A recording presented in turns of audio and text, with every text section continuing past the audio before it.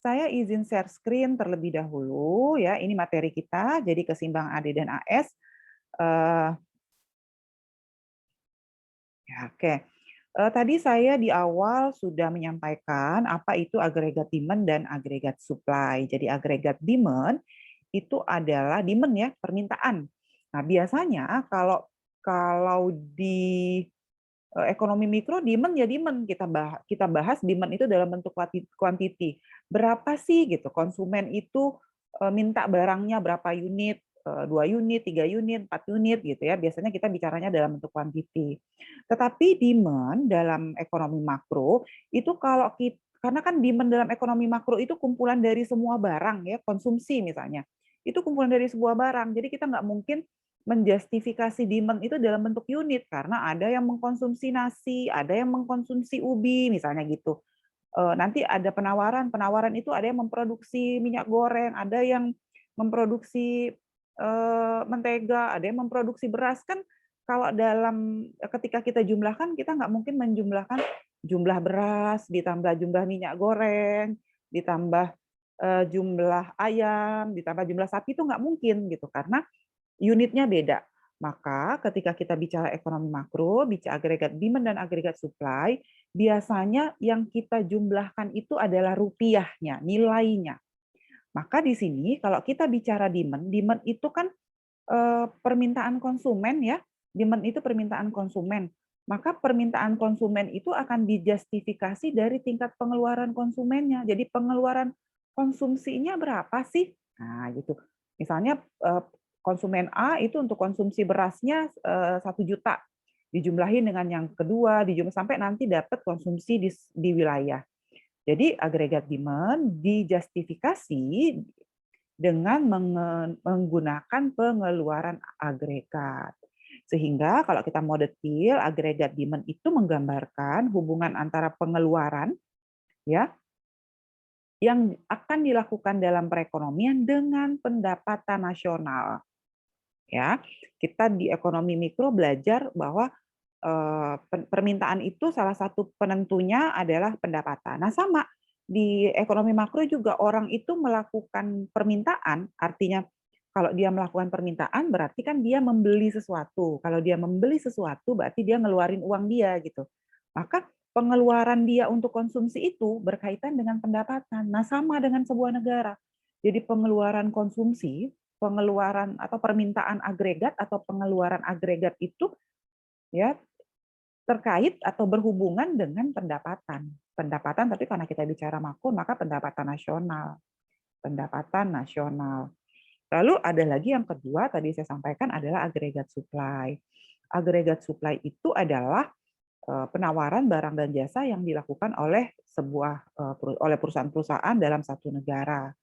Biasanya sama ya, penawaran agregat itu akan dikaitkan dengan tingkat harga. Jadi kalau agregat demand itu berkaitan dengan pendapatan, tapi kalau agregat supply itu biasanya berhubungan dengan harga. Jadi orang mensuplai sesuatu itu faktornya harga, tetapi kalau demand faktornya adalah pendapatan. Maka ya sifat-sifat dari permintaan agregat dan penawaran agregat atau analisis ADAS merupakan analisis keseimbangan ekonomi. Jadi dalam keadaan harga yang mengalami perubahan. Jadi keseimbangannya itu adalah sebetulnya ketemunya antara AD dan AS ya.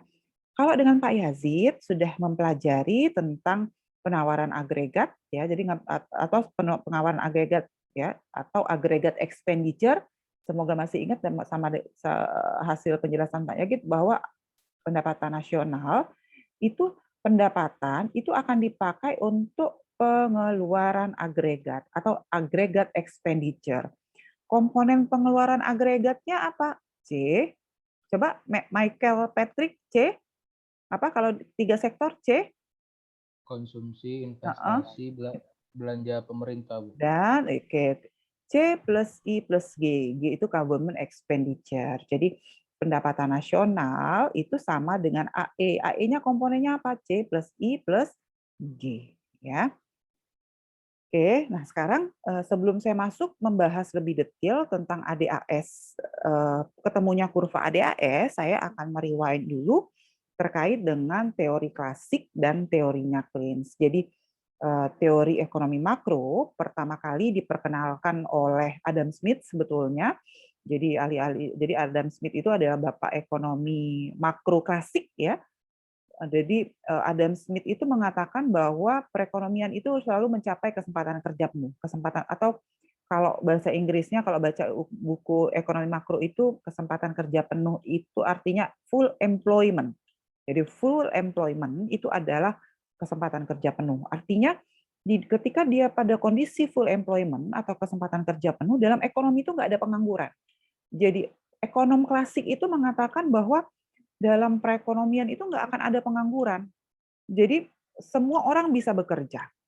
Dan ekonomi salah satu yang menarik dari hal penting yang disampaikan oleh ekonom klasik itu bahwa pasar itu bisa kerja sendiri gitu. Jadi ekonomi klasik itu mengatakan bahwa ekonom klasik itu mengatakan bahwa di dalam perekonomian itu tidak perlu ada campur tangan pemerintah.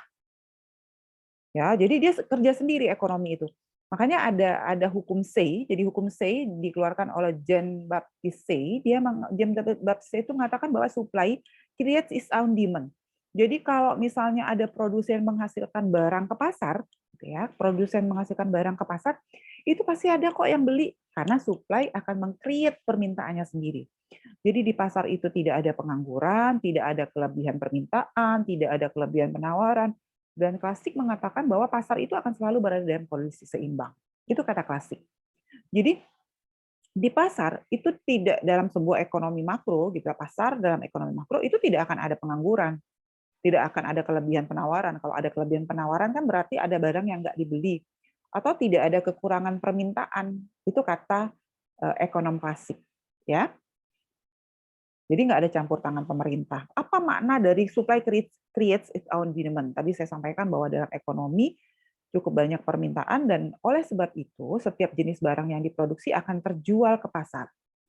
Jadi pasar itu selalu pokoknya apapun yang disuplai, apapun yang dimasukkan ke pasar itu pasti akan ada creates its own demand, pasti ada yang beli.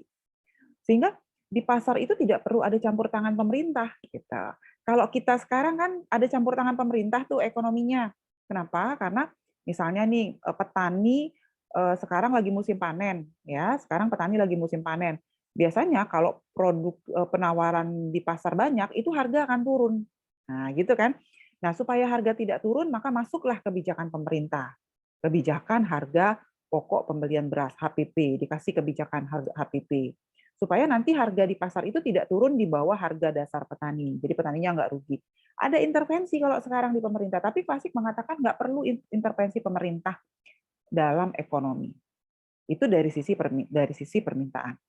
Kemudian teori Klasik mengatakan bahwa dari sisi penawaran, bahwa tingkat kegiatan ekonomi dan pendapatan nasional itu ditentukan oleh kemampuan negara untuk menggunakan barang-barang produksi atau menggunakan faktor-faktor produksi untuk menghasilkan barang dan jasa. Jadi jadi suatu negara itu akan menggunakan faktor produksi, ini faktor produksi untuk menghasilkan barang dan jasa Y. Ya, K itu apa? K itu capital, kemudian L ini labor gitu ya. Kemudian ada manajemen, ada teknologi gitu. Jadi sebuah negara itu akan mengelola faktor produksi untuk menghasilkan barang dan jasa. Y-nya ini barang dan jasa. Nah, ini tadi ya, kekayaan alam, T teknologi. Nah, lalu apa lagi pendapat Kasik tentang ekonomi makro, tentang situasi dalam ekonomi makro? Kasik mengatakan bahwa uang itu netral. Uang itu tidak akan mempengaruhi kegiatan ekonomi. Jadi ketika pertama ekonomi makro itu lahir, ya, ketika pertama kali ekonomi makro lahir, yang masuk itu adalah pendapatnya Klasik, ya, yang mengatakan tadi pertama dalam ekonomi tidak perlu campur tangan pemerintah, kedua ekonominya itu akan berjalan sendiri, nggak ada pengangguran. Kemudian Klasik juga mengatakan bahwa uang itu netral, uang itu tidak akan mempengaruhi kegiatan ekonomi, ya. Kemudian karena kesempatan kerja penuh dicapai, maka pendapatan nasional tidak dapat ditambah. Jadi pendapatannya ya segitu-segitu aja. Gitu. Apabila jumlah uang dalam ekonomi bertambah, maka perubahan ini tidak dapat menaikkan pendapatan nasional. Pertambahan tersebut hanya akan meningkatkan harga barang dalam perekonomian, dan pandangan ini dinamakan dengan teori kuantitas, ya. Jadi teori kuantitas menyatakan bahwa pertambahan dari pendapatan nasional itu hanya akan meningkatkan harga barang dalam perekonomian. Lalu apa pendapat klasik mengenai suku bunga? Jadi teori klasik menerangkan bahwa suku bunga itu ditentukan oleh tabungan. Jadi ini nanti berbeda. Nanti ada setelah ini ada teori Keynes namanya. Klasik mengatakan bahwa jadi Adam Smith dan kawan-kawan mengatakan bahwa suku bunga itu ditentukan oleh interaksi antara tabungan dengan investasi. Ini sudah diajar, sudah sampaikan Pak Yazid sebetulnya.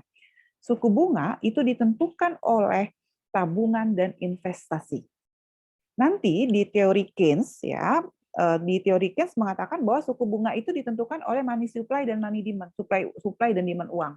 Tapi kalau klasik mengatakan suku bunga ditentukan oleh tabungan dan investasi, ya.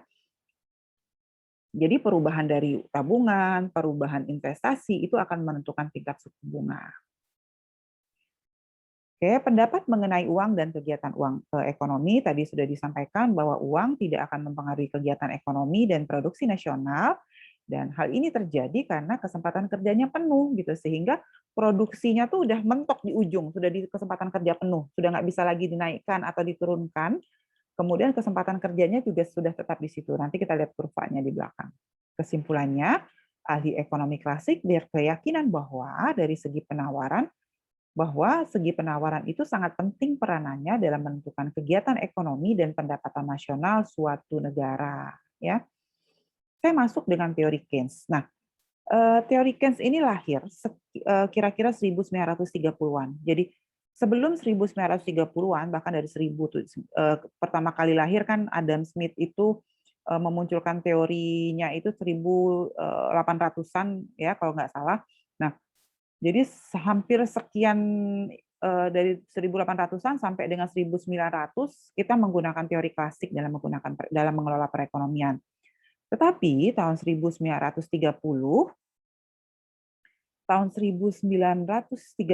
itu terjadi depresi besar-besaran di Amerika Serikat. Jadi Great Depression. Apa yang terjadi ketika itu tahun 1930 itu terjadi pengangguran besar-besaran di Amerika Serikat, pengangguran tinggi, karena pengangguran tinggi pendapatan turun. Jadi karena banyak yang tidak punya pendapatan, pendapatannya turun. Jadi seperempat dari tenaga kerja di Amerika Serikat pada waktu itu menganggur, dan GDP-nya gross domestic product-nya itu turun sampai 30%. Tadi kan kita di si klasik mengatakan bahwa dalam perekonomian itu nggak perlu kok campur tangan pemerintah, ya nggak perlu campur tangan pemerintah. Nanti kalau terjadi apa-apa itu ekonomi itu pasar itu bisa melakukan koreksi secara otomatis. Tapi ternyata pada saat terjadi depresi besar-besaran, ketika di Amerika Serikat terjadi pengangguran, pendapatan nasional turun, ternyata ekonomi itu nggak bisa melakukan penyesuaian secara otomatis. Akhirnya, ini di sini ya, banyak ekonom mempertanyakan keabsahan ekonomi klasik. Jadi karena ternyata teori klasik itu nggak bisa menjawab kenapa terjadi depresi, karena ternyata pada saat terjadi depresi itu kan ada pengangguran. Ya, pada saat ada pengangguran itu nggak ada kesempatan kerja. Padahal harusnya kan katanya dia bisa nyesuaiin sendiri, kalau ada yang mau kerja, nanti ada tercipta kesempatan kerja. Kalau ada yang suplai barang, nanti ada yang minta. Itu kata klasik, pokoknya semuanya otomatis sendiri. Ternyata pada tahun 1930-an, depresi besar-besaran di Amerika Serikat ini menyebabkan teori ekonomi klasik itu runtuh. Jadi karena nggak bisa, ternyata nggak bisa loh teorinya klasik itu, akhirnya runtuhlah teori si klasik ini tadi. Ya, tahun 1936, ekonom Inggris John Maynard Keynes mengeluarkan buku yang tentang revolusi ekonomi yang judulnya The General Theory of Employment, Interest, and Money, yang inti di dalamnya bahwa dalam mengelola ekonomi, ya, kita tidak bisa menyerahkan semuanya berjalan sesuai dengan mekanisme pasar. Jadi ekonomi itu memerlukan campur tangan pemerintah. Itu teorinya Keynes. Ya, jadi teori kedua tentang dalam makro itu yang lahir adalah teorinya Keynes. Sampai sini bisa ngikutin nggak? Ini kayak cerita pewayangan gitu ya, kayak cerita sejarah gitu ya. Bisa ngikutin nggak sampai sini? Bisa, Bu. Bisa Masih ya? bisa. Oke. Nah, jadi apa kritik terhadap klasik oleh Keynes ini? Keynes itu mengatakan bahwa dalam ekonomi itu tidak terdapat, kan klasik mengatakan bahwa dalam ekonomi itu nggak akan ada kekurangan permintaan agregat. Kata klasik, ekonomi itu selalu mencapai tingkat kesempatan kerja penuh. Nah, dua statement ini yang dikritik oleh Keynes. Jadi dua statement ini yang dikritik oleh Keynes. Ya, apa pendapat Keynes tentang kesempatan kerja penuh? Ya, tingkat permintaan efektif yaitu pengeluaran agregat, ya, dan permintaan agregat akan menentukan sejauh mana produksi nasional akan diwujudkan dalam ekonomi dan kesempatan kerja akan dicapai. Yang kedua, Keynes mengatakan bahwa kesempatan kerja penuh itu nggak ada dalam ekonomi. Jadi nggak ada kondisi di mana sebuah negara itu tanpa pengangguran itu nggak ada. Bahkan dalam teori Keynes selanjutnya gitu ya. Jadi kalau teori Keynes selanjutnya itu disebut dengan Keynesian. Jadi kalau pengikut-pengikut, jadi sampai sekarang tuh masih ada. Jadi sekarang itu ekonomi kita tuh terbagi dua besar. Ada yang mengikuti Keynes, ada yang mengikuti klasik gitu ya. Jadi kesempatan kerja penuh tuh nggak akan bisa dicapai gitu. Kalau toh sebuah negara itu berada dalam kondisi kesempatan kerja penuh, bahkan pada saat sebuah negara itu berada pada kesempatan kerja penuh pun masih ada pengangguran. Jadi kesempatan kerja penuh itu masih ditandai dengan persentase pengangguran itu 4% dalam ekonomi. Itu sudah kesempatan kerja penuh kalau menurut teorinya Keynes. Jadi nggak ada yang tanpa pengangguran.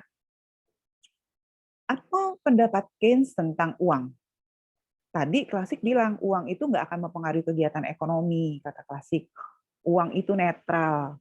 Tapi kalau menurut Keynes, uang itu nggak netral. Uang itu tidak netral yang berarti bahwa perubahan-perubahan dalam jumlah uang dalam ekonomi itu akan mempengaruhi kegiatan ekonomi.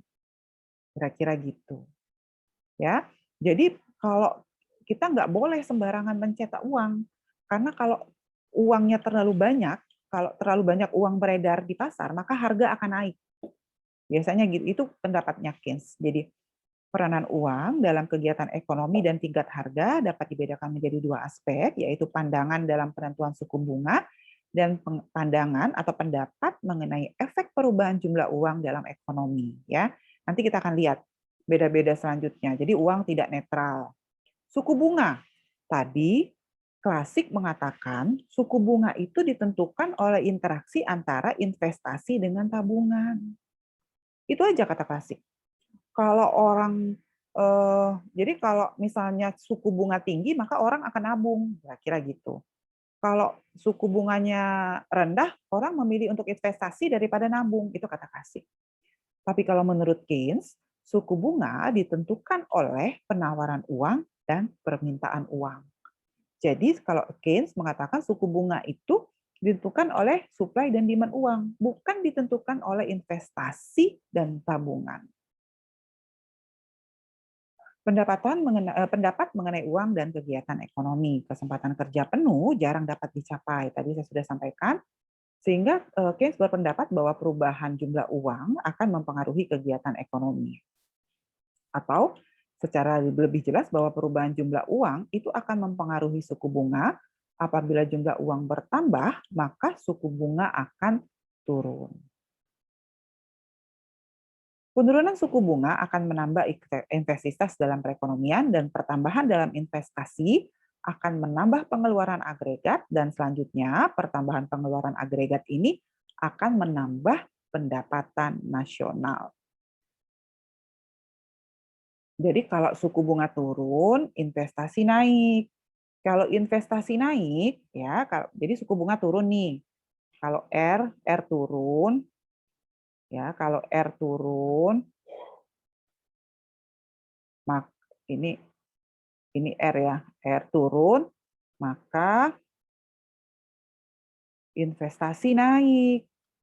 Kalau investasi naik berarti yang kerja banyak. Ya, berarti labor demand LD-nya naik, banyak yang kerja, biasanya gitu.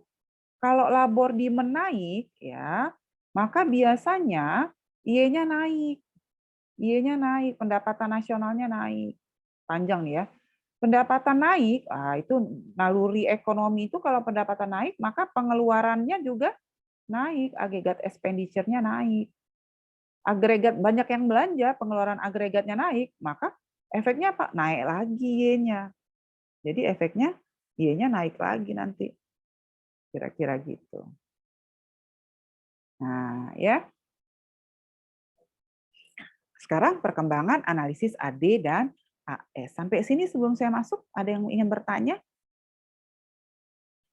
Silakan. Bisa diikuti? Bisa ya? Oke. Nah, sekarang bagaimana perkembangan atau peranan dari pengeluaran agregat? Keynes, teori makroekonomi Keynesian mengatakan bahwa pengeluaran agregat akan menentukan sejauh mana kegiatan ekonomi, pendapatan nasional, dan kesempatan kerja akan diwujudkan dalam suatu waktu atau tahun tertentu. Analisis ini dinamakan analisis Keynesian sederhana atau simple Keynesian. Analisisnya belum memperhatikan dua aspek, yaitu efek dari perubahan bunga dan efek dari perubahan harga. Jadi sederhananya menurut Keynes, pokoknya kalau pengeluaran agregat naik, maka kalau pengeluaran agregat naik, itu akan memacu kegiatan ekonomi. Kalau pengeluaran agregat naik kan demand terhadap demand-nya naik. Kalau demand-nya naik, maka otomatis permintaan terhadap barang dan jasa naik. Kalau ada peningkatan terhadap permintaan barang dan jasa, pasti kegiatan ekonomi tumbuh. Kalau kegiatan ekonomi tumbuh, pendapatan nasional tumbuh, kesempatan kerja terserap, arti kesempatan kerja juga tumbuh. Nah, itu simple Keynesian-nya. Ya, jadi secara garis besar ada 3 aspek yang dibahas oleh Keynesian. Yang pertama adalah peranan dari pengeluaran agregat, penentuan suku bunga dan peranan uang, lalu peranan pemerintah dalam menentukan tingkat kegiatan ekonomi dalam satu tahun tertentu. Oke, ini sudah.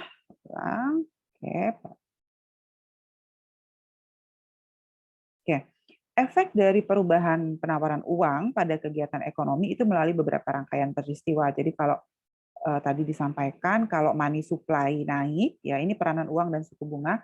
Kalau misalnya tadi kan disampaikan bahwa suku bunga itu kalau menurut Keynes ditentukan oleh supply dan demand uang, ya. Jadi kalau efek perubahan penawaran uang itu akan mengakibatkan perubahan nilai uang akan mengakibatkan efek ke atas dari suku bunga, jadi suku bunganya naik. Perubahan suku bunga juga akan berdampak pada investasi. Perubahan investasi itu akan mengakibatkan berdampak kepada pengeluaran agregat dan pendapatan nasional. Ini namanya mekanisme transmisi. Tadi sebelumnya saya sudah gambarkan mekanisme transmisinya seperti apa. Saya sudah tulis ya. Analisis makroekonomi sangat menentukan peranan pemerintah dalam mengelola kegiatan ekonomi. Dasar argumentasi kebijakan pemerintah, ekonomi sukar untuk mencapai tingkat kesempatan kerja penuh, dan terdapat perubahan yang besar dalam kegiatan ekonomi dari waktu ke waktu. Biasanya dalam mengelola kegiatan ekonomi, pemerintah akan mengeluarkan 2 jenis kebijakan, yaitu kebijakan fiskal dan kebijakan moneter.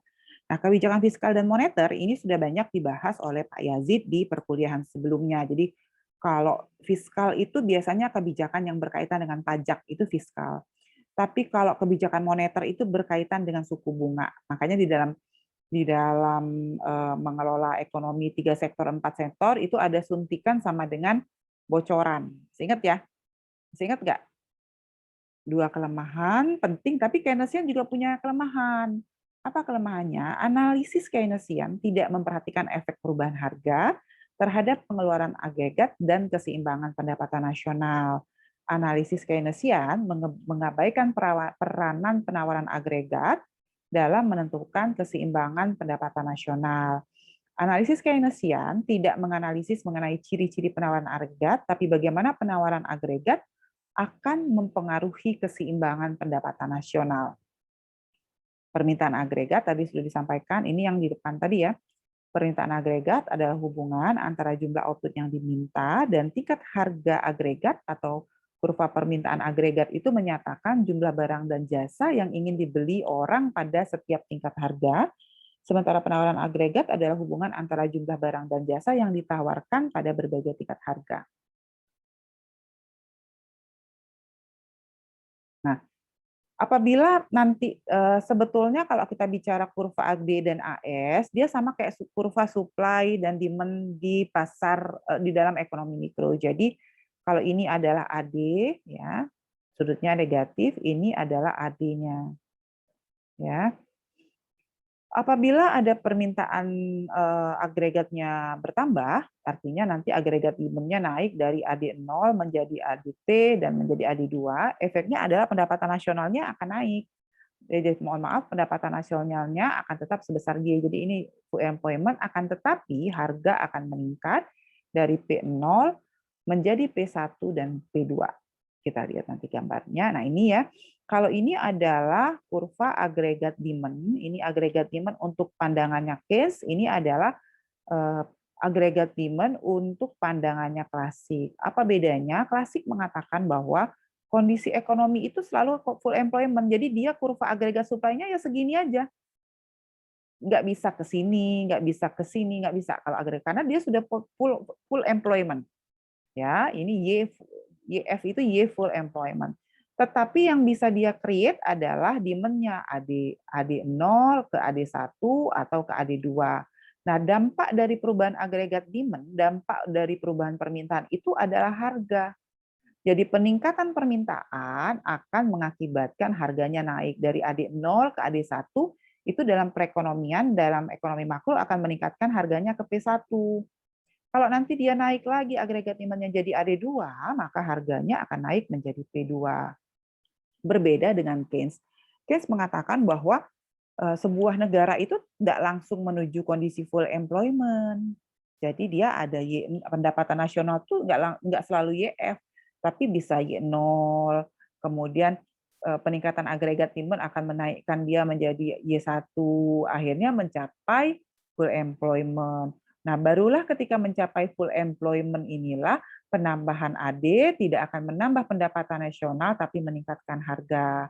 Tetapi sebelum kondisi full employment, ini yang sebelum kondisi full employment, peningkatan AD, peningkatan agregat demand akan mengakibatkan perubahan pendapatan, tapi tidak merubah harga. Harganya tetap di P0. Jadi kalau menurut Keynes, ketika kondisi sebelum full employment, ketika permintaan naik, ya kalau permintaan naik itu pada kondisi sebelum full employment pendapatannya naik, tapi tidak akan meningkatkan harga. Nah, setelah kondisi full employment baru pendapatan nasionalnya tidak naik, ya, tetapi harganya yang naik. Nah, itu beda analisis antara Keynes dengan klasik. Nah, oke. Analisis ADAS merupakan model penentuan keseimbangan dengan menggunakan harga yang berubah-ubah. Ya, jadi tadi harganya berubah-ubah, kemudian penawaran agregat sendiri bisa kita turunkan dengan menggunakan penawaran agregat jangka pendek dan agregat jangka panjang. Kurva short-run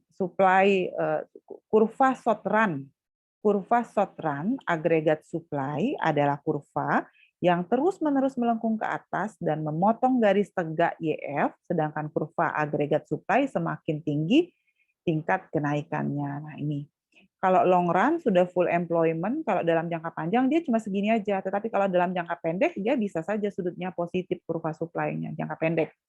Tapi dalam jangka panjang dia akan tetap di sini aja. Nah ini adalah kurva agregat demand. Tadi kalau kurva yang sebelah kiri, yang ini ya, ini sudah dibahas sama Pak Yazid ketika bicara ekonomi 2 sektor, 3 sektor, 4 sektor ya. Ini adalah agregat expenditure atau pengeluaran agregat. Pengeluaran agregat, ini Y-nya adalah pengeluaran agregat, Y-nya pendapatan nasional. Jadi hubungan antara pendapatan nasional dengan pengeluaran agregat. Ini kurvanya. Ya. Kalau di titik E1 sama E2 itu berarti pendapatan nasional sama dengan pengeluaran di titik E2. Di titik E1 dan E0. Ya. Nah, kurva agregat demand gimana? Kurva agregat demand dia menghubungkan antara pendapatan nasional. Jadi ininya sama pendapatan nasional, tetapi sumbu Y-nya adalah harga. Itulah kurva agregat demand. Jadi hubungan antara pendapatan nasional dengan tingkat harga. Jadi kalau gimana ya, ini sebetulnya bisa dibuat di bawah sini nih, dipetakan kurvanya itu. Nah, nanti kita gambar. Nah, ini Y1-nya, ini Y0-nya. Lalu di sini nanti ada kuadran, ada 4 kuadran pencerminan terkait dengan harga. Ya. Kurva agregat demand adalah suatu fungsi atau kurva yang menggambarkan hubungan antara tingkat harga dengan jumlah pengeluaran agregat yang akan dilakukan dalam perekonomian. Pengeluaran agregat, hubungan antara pengeluaran yang akan dilakukan dalam perekonomian dengan pendapatan. Sementara permintaan agregat dapat didefinisikan menjadi tingkat pengeluaran yang akan dilakukan dalam ekonomi pada berbagai tingkat harga atau yang berlaku atau harga yang berlaku atau yang berlaku pada harga yang berubah. Tadi kalau permintaan agregat itu harganya berubah. Ya, kurva agregat demand adalah suatu garis yang menurun dari kiri atas ke kanan bawah, artinya makin rendah harga, makin besar permintaan agregat. Apa faktor yang mempengaruhi agregat demand? Tingkat harga, pengeluaran rumah tangga, ya, tingkat harga, suku bunga investasi, tingkat harga ekspor dan impor. Lalu pendapatan nasional, keseimbangan pendapatan nasional ada pertambahan dalam komponen pengeluaran agregat kecuali impor, yaitu penambahan C plus I plus G dan X akan menambah pengeluaran agregat dan pendapatan nasional. Pertambahan dalam bocoran, yaitu pertambahan S, ya, saving, tax, dan impor, itu akan mengurangi pengeluaran agregat. Nah, perubahan dari C, tadi saya sudah sampaikan sebetulnya di depan, perubahan dari C, I, X, G, itu namanya multiplier effect. Jadi kalau di ekonomi mikro kita sebut dengan elastisitas, tapi kalau di ekonomi makro, terutama ketika kita membahas AD dan AS, kita sebut dengan efek multiplier. Jadi multiplier itu adalah ya berapa besar perubahan E dikali dengan multipliernya, itulah perubahan dari pendapatan nasional. Pengurangan konsumsi, kalau konsumsi turun, maka pengeluaran agregat turun. Akibatnya keseimbangan akan bergeser dan pendapatan nasional real akan merosot.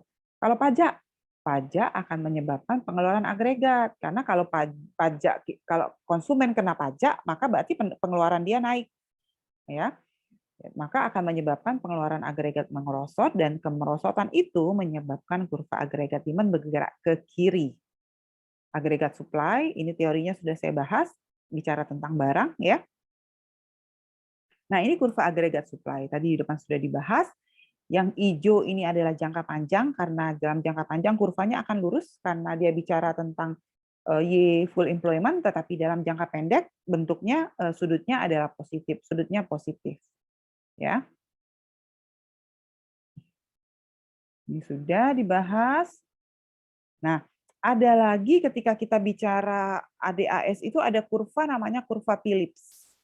Jadi kurva Phillips itu mengatakan bahwa ada hubungan negatif, ya. Jadi kurva Phillips itu mengatakan ada hubungan negatif antara kenaikan tingkat upah dengan tingkat pengangguran. Jadi kalau kenaikan tingkat upahnya naik, maka tingkat penganggurannya turun.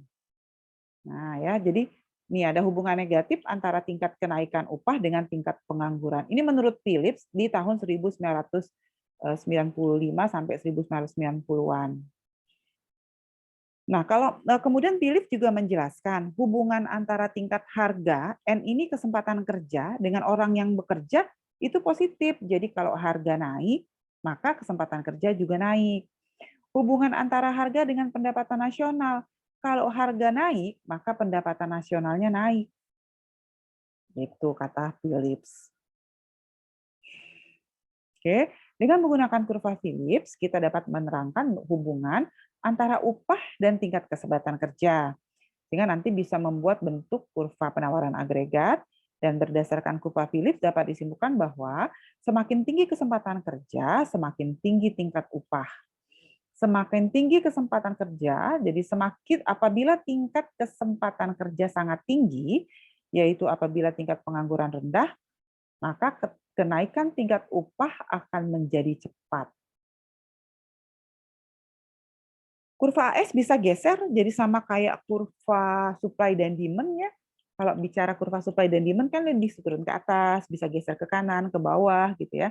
Nah, sama yang menggeser kurva agregat supply ke atas atau ke kiri itu adalah harga bahan mentah, harga input, kenaikan upah, tetapi yang bisa geser dia ke bawah atau ke kanan itu adalah teknologi, infrastruktur, dan pajak atau izin usaha. Nah, ini bisa ke atas, ke sini atau ke bawah sini. Keseimbangan berarti kurva supply, agregat supply, dan demand-nya ketemu. Nah, ini keseimbangan. Kurva keseimbangan makroekonomi ketika pendapatan nasional bertemu dengan tingkat harga. Di dalam ekonomi mikro juga ada pertemuan antara supply dan demand. Bedanya apa? Kalau di ekonomi mikro, saya bicara tentang supply dan demand, ya, supply dan demand, maka di sini itu bukan pendapatan, tapi di sini Q, jumlah barang yang diperdagangkan di pasar. Tapi tadi saya sampaikan di awal, kalau ekonomi makro kita nggak mungkin Q-nya ini adalah barang. Kenapa? Karena tiap barang nggak bisa kita jumlahkan dalam skala nasional. Jadi biasanya kita ngitungnya itu dalam bentuk pendapatan, dalam bentuk nilai uang. Jadi dalam bentuk Y1, Y2, Y equilibrium, Y atau Y3. Ya. Efek perubahan agregat demand, perubahan dalam agregat demand yang tidak diikuti oleh perubahan penawaran akan menimbulkan perubahan harga dan pendapatan nasional ke arah bersamaan, yaitu keduanya meningkat atau dua-duanya merosot. Analisis mengenai perubahan kurva penawaran agregat supply menunjukkan bahwa perubahan tersebut akan mengakibatkan perubahan harga dan pendapatan nasional ke arah yang bertentangan. Nah, ini ya. Jadi kurva agregat supply, ini efek perubahan AD.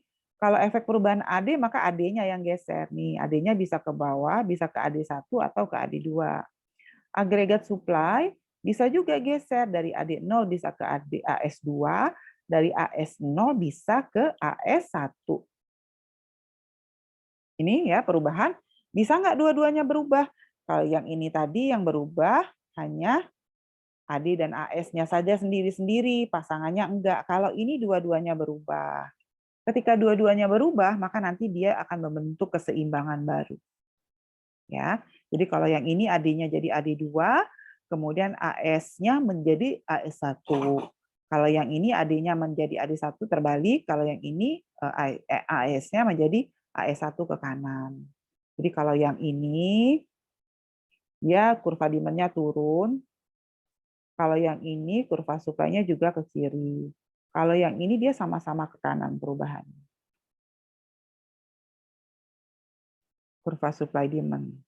Oke, silahkan jika ada yang ingin ditanyakan terkait dengan materi kuliah saya hari ini. Silahkan. Michael, Rizky, Anggun, ada yang mau ditanyakan? Silahkan. Randy, Rian, silakan. Bu, izin bertanya, Bu. Ya. Terkait tadi kan Ibu udah ngejelasin soal kurva AD dan AS, Bu, agregat demand sama supply. Waktu sama Pak Yazid kan, Bu, Bapak itu ngejelasin soal kurvanya IR sama LM. Kurvanya suku bunga sama barang. Nah, di kurvanya itu kan, Bu, ada faktor yang mempengaruhi, salah satunya kan ada suku bunga. Kalau di kurva ADAS ini suku bunga tidak mempengaruhi ya, Bu? Iya. Padahal kan rumusnya tadi pendapatan nasional kan konsumsi tambah investasi tambah apa juga. Oke. Belanja pemerintah. Oke, baik. Bagus pertanyaannya ya, Michael. Jadi gini, sebetulnya kalau ADAS itu dia sudah ujung. Gitu ya. Jadi kalau ADAS itu udah di ujung. Nah, ketika nanti membahas bagaimana menurunkan kurva agregat demand, itu agregat demand itu turunnya dari ISLM, sebetulnya gitu. Jadi di dalam ISLM Sama dengan supply. Supply itu sebetulnya adalah turun dari kurva yang Y sama dengan agregat expenditure. Turunlah AS. Nah, gitu. Jadi kita ini sekarang sudah ada di ujung, kita sudah ada di proses keseimbangan. Ketika kita bicara ISLM, kita bicara pasar uang sama pasar barang. Ada pasar tenaga kerja juga sebetulnya di sana. Ada pasar tenaga kerja juga. Jadi gitu ininya. Bisa ikutin, Michael? Iya, bisa, Bu. Ya, oke. Ada lagi? Silakan.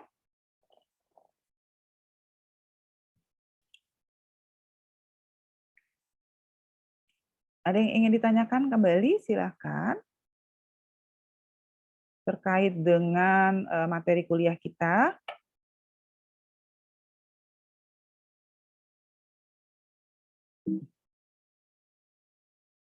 Ayo. Ini semoga bukan karena ngantuk ya. Semoga bukan karena mengantuk. Ya, siapa? Silakan. Iya, Bu. Mau nanya lagi, Bu. Masih bingung di perpindahan di kurvanya tadi kayak gimana? Masih bingung aja gimana perpindahannya itu dari yang oke, ini. Yang ini. Saya belum share screen ya. Yang ini. Oke, ini. Ini. Betul, Michael? Iya. Iya, Bu. Yang ini? Yang ini? Iya, Bu, sama yang setelah itu juga, Bu. Ya, oke, ini. Kita harus tahu dulu di awal agregat demand itu dibentuk oleh siapa? Agregat demand itu dibentuk oleh C plus I plus G plus X min M. Ya. Agregat supply itu dibentuk oleh yang di awal tadi ya. Agregat supply itu dibentuk oleh L, K, Q dan T. Itu pembentuknya. Ya. Makanya tadi di sini mana tadi? Nih. Tadi saya sudah kasih ininya ya, berarti nah ini nih ya bisa ya. Perpindahan misalnya nih, perpindahan agregat supply ke kiri ya. Jadi agregat supply kalau dia ke kiri berarti agregat supply-nya nah ini kan agregat supply. Ini supply ya, anggaplah ini agregat supply. Kalau dia ke kiri supply-nya turun berarti kalau dia ke kiri. Ya kan? Berarti penawarannya turun. Kenapa kira-kira terjadi penurunan penawaran? Salah satu penyebabnya ingat tadi kalau kita bicara agregat supply itu kan berkaitan dengan penawaran. Komponennya itu tadi adalah capital K, L, ya, Q, ya, dan T. Maka disebabkan oleh faktor-faktor ini. Apanya? Harga bahan mentah naik, harga inputnya naik. Kalau harga input naik, pasti penawaran turun. Apalagi kalau upahnya naik, pasti penawarannya turun ke kiri. Saya ikutin. Kebalikan kalau dia agregat supply-nya ke kanan. Kalau agregat supply ke kanan yang terjadi apa? Coba Michael, apa yang bisa terjadi? Agregat supply ke kanan. Kaitkan antara yang saya jelaskan dengan yang atas ini. Agregat supply-nya ke kanan berarti nambah penawaran. Apa yang terjadi? Penyebab dari misalkan bahan bakunya murah, Bu. Terus bahan bakunya oke, bahan baku murah. Apalagi? Kebalikan ya. Upahnya juga murah. Upahnya turun ya, gitu ya kira-kira. Apalagi kira-kira kalau kita kaitkan dengan yang di atas ini, yang paling gampang bikin geser ke kanan itu adalah teknologi. Teknologinya naik. Teknologi naik, agregat supply akan geser ke kanan. Nah, ini sudah dikasih perpindahan ke kanan atau ke bawah terjadi karena perkembangan teknologi, karena infrastruktur. Kalau kemarin jalannya jelek, jadi orang males bikin. Misalnya nih kayak sekarang kalau di daerah Padang Surut itu ada kelapa ya, jadi ada perkebunan kelapa. Kalau dulu kelapa dipasang surut itu nggak diapa-apain gitu karena akses infrastrukturnya jelek. Jadi kalau mau ngangkut kelapa itu mereka pakai air, jadi ditaruh di saluran primer, terus dialirkan aja kelapanya gitu lewat saluran irigasi primer. Ya, karena nggak ada infrastruktur. Sekarang itu kelapa dipasang surut sudah diekspor ke luar negeri. Kenapa? Karena jalan ke daerah sana tuh sudah bagus, jadi sudah bisa diangkut pakai truk infrastruktur. Bisa pajak pajaknya turun, ada izin usahanya mudah, administrasi mudah, itu akan geser supply-nya ke kanan. Bisa ikutin sampai sini? Bisa? Iya, Nah, bisa. sekarang dengan logika yang sama, kita bisa membahas agregat demand. Oke, sebentar, agregat demand. Nah, kalau agregat demand itu apa ya tadi yang nyebabinnya? Ada nggak yang bisa bantu saya? Nih, adik. Konsumsi, Bu. Oke, agregat demand itu agregat expenditure ya. Jadi kalau demand itu dia diwakili oleh pengeluaran karena kita nggak bisa pakai unit gitu ya. Karena kalau di nasional itu nggak mungkin kita jumlahin produksi kelapa ditambah produksi beras, itu nggak masuk akal. Jadi cara justifikasinya adalah dengan nilai uangnya. Makanya dia adalah C, ekonomi 3 sektor, plus I, plus G. Ya, tinggal tergantung ini kan berarti dia bisa ke kanan kalau konsumsi naik maka permintaan naik. Ya enggak? Kalau investasi naik, maka kalau dia ke kanan itu bisa karena investasi naik, pengeluaran naik, government expenditure naik. Dia geser adanya ke kanan. Persoalannya adalah yang jadi pertanyaan itu kapan sih investasi itu naik? Nah, kita bicara kurva investasi. Ingat di klasik ada kurva investasi, investasi sama I. Investasi itu kata klasik dipengaruhi oleh tingkat bunga. Gimana hubungan antara investasi dengan tingkat bunga? Jadi kalau mau bahas investasinya, kita masuk ke kurva investasi. Saya yakin sudah dijelasin Pak Yazid di awal bagaimana kurva investasi itu. Jadi kalau investasi naik, kalau tingkat bunga naik, investasi turun. Kan gini ya kurvanya, kecuali kalau investasi autonomous itu ada yang gini. Tapi umumnya gini. Paham nggak kira-kira? Sampai sini. Michael? Paham, Bu.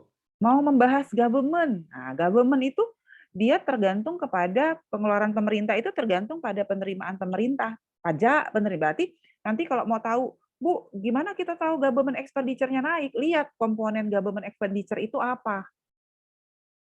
Yang menentukan government expenditure itu apa? Belanja pegawai, gaji pegawai, biaya pembangunan infrastruktur, itu kan yang mempengaruhi government expenditure. Bisa ikutin sampai sini? Iya, bisa, Bu. Ya, jadi kita nih sekarang sudah ada di ujung nih ketika kita bicara supply dan demand. Pak Yazid sudah mengawali, sudah menceritakan begitu banyak hal, bagaimana IS-nya sampai ke Pak Yazid sudah cerita dulu apa yang mempengaruhi investasi, apa yang mempengaruhi tabungan, lalu muncul kurva ISLM. Hari ini kita ramu dalam bentuk ADAS-nya. Bisa ikutin ya sampai sini? Sambil saya tambahkan dengan penjelasan mengenai teori klasik dan teorinya Keynes yang mendasari munculnya beberapa perhitungan dalam aktivitas ekonomi makro tadi. Kalau saya bilang bahwa investasi dipengaruhi oleh tingkat bunga, itu katanya klasik. Tetapi kalau katanya Keynes, tingkat bunga itu terjadi karena interaksi antara money supply dan money demand. Nah, itu akan berbeda gitu cara penurunannya. Saya ikutin sampai sini. Silakan jika ada yang ingin ditanyakan lagi.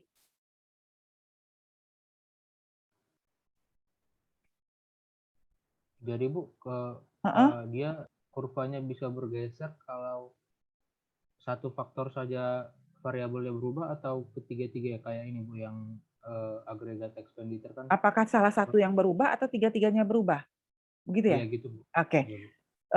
Kalau dalam konteks belajar biasanya kita lihat dulu satu-satu, C-nya dulu naik kan. Ingat nggak waktu belajar, saya bersihin dulu layarnya. Oke. Waktu menurunkan kurva Y tadi ya, ini adalah Y, ini adalah agregat expenditure. Waktu Pak Yazid jelasin ini, sebelum sampai saya ke ADAS ya, ini ada sudut 45 derajat. Ingat nggak? Ini adalah kondisi di mana AE sama dengan Y. Ini kondisi sama dengan Y. Maka ada kurva begini. Ini adalah agregat expenditure. 1. Ya, cuma terdiri dari Y. Y adalah terdiri dari A plus BC. Bahwa C itu agregat expenditure-nya dilihat dari A plus BY. C aja. Kemudian nambah lagi kan? Nambah lagi agregat expenditure-nya itu yang kedua ini agregat expenditure-nya itu AE. Ingat enggak dijelasin Pak Yazid, AE itu sama dengan C plus G. Nah, nambah G dia yang segini nih G-nya nih. Atau nambah investasi, CI-nya dulu, ini GI-nya. Maka nambah dia. Ya enggak? Atau dia jalin sama. Ini bisa terjadi satu-satu, cuma karena C saja, bisa juga terjadi ketiga-tiganya. Dalam perekonomian tentu saja kalau dalam konteks aplikasi di lapangan nggak mungkin dia terjadi satu. Pasti terjadi ketiga-tiganya sekaligus, biasanya seperti itu. Tapi dalam konteks belajar, kalau kemarin step yang dijelaskan Pak Yazid, itu dia C dulu untuk konsumsi dulu. Sudah tercukupi konsumsinya, ada G-nya dalam ekonomi, tercukupi lagi ada I-nya. Bahkan I itu ada autonomous dulu, dia nambah autonomous dulu, baru tambah I yang betul-betul investasi. Ya. Kurva ini, yang ini, itu kan tadi saya tunjukin di sini ya, tapi kalau menurut saya ada juga sih di materi Pak Yazid harusnya. Sudah mulai dari 2 sektor tuh udah belajar agregat demand. Mana tadi ya?